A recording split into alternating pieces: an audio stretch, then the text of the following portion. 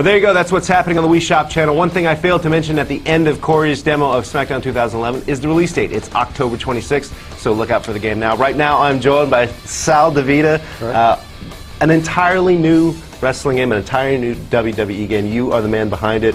It's called WWE All-Stars. I should point out that we'll be showing this game at the very end of this demo, but first we're going to talk to Sal because there's a lot to talk about.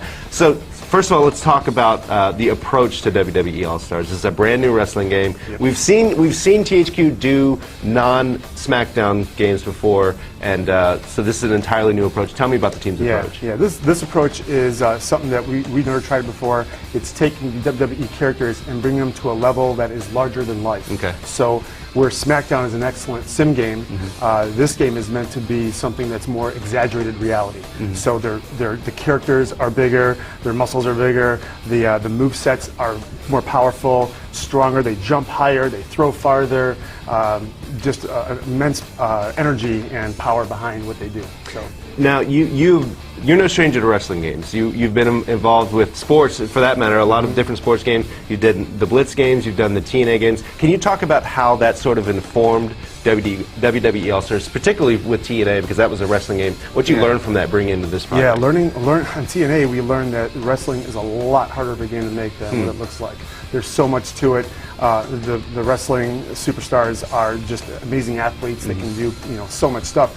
And what we learned is that we need to provide that for our audience. So while SmackDown is providing the breadth of what wrestling is, the programming is, we're going to take a different approach and focus on the characters themselves. So The Rock or John Cena, what are their characters about? And we bring their characterizations of the superstars to a different level that SmackDown may not care to go down. So I think that's where our game kind of separates from SmackDown. Okay. Again, I should point out, we're going to show this game at the very end of this demo, and I think the visual style is going to surprise some people. Can you talk about sort of how you decided on this visual style and whether you went back and forth on what you wanted this game to look like? Yeah. Well, the style of the characters is based on what we wanted the game to be. So because the game is not going to be a simulation game, we didn't want the characters to be simulation either. So we styled them to be, larger than life, big, kind of superhero type style,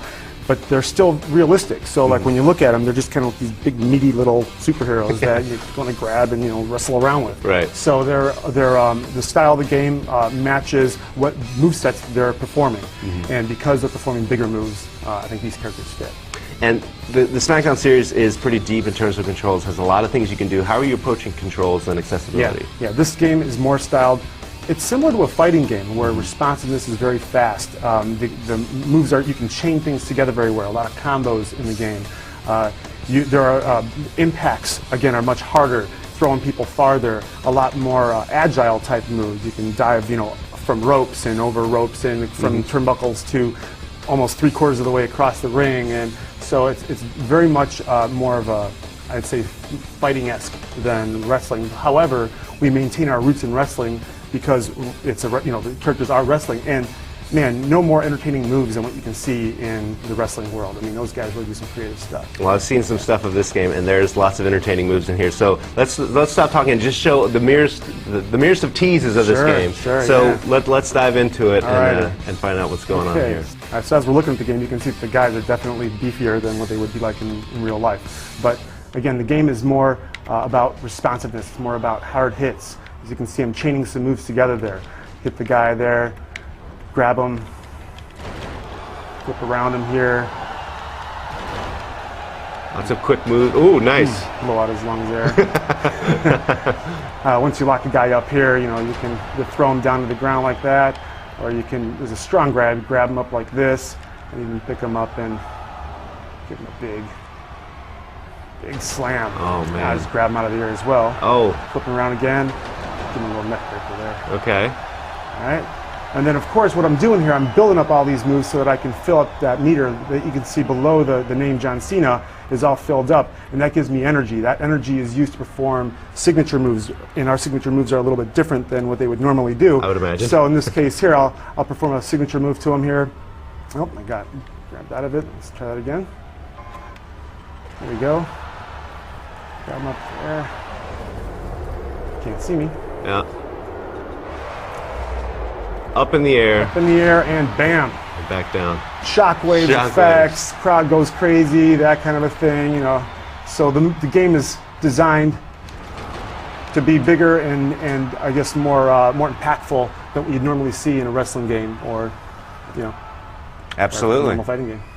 Well, there you go. There's the briefest of glimpses at WWE All-Stars. The game and Sal will be here for our E3 live show. You don't want to miss that. The final question, though, of course, is when's the game coming out?